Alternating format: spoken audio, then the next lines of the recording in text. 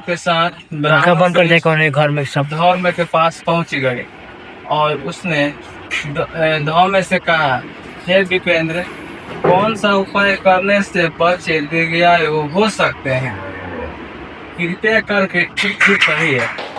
धौम्य बोले, पास गया और उनसे पूछा, तुम्हारा बेटा कैसे मरा? बूढ़ी ने कहा, गरुड़ प्रतिदिन आकर गांवों के लड़के को खा जाता।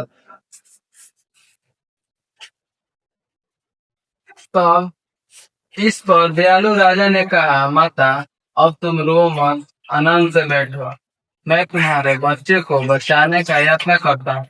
ऐसा कहकर राजा उस स्थान पर गया जहाँ गरुड़ आकर दिन मांस खाया करता था।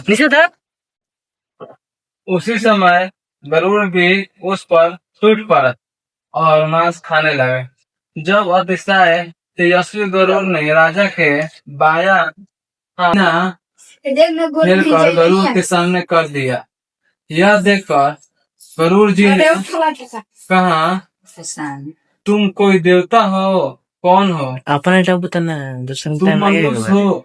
नहीं जान पाते। अच्छा, अपना जन्म और कुल बताओ। पीड़ा से व्याकुल मन वाले राजा ने कहा, हे पक्षीराज, फोटो खिंचाता है इस तरह के प्रश्न करना व्यर्थ है। तुम अपनी इच्छा भर मेरा मांस खाओ। यह सुनकर रुक गए और बड़े आराम से राजा का जन्म और कुल।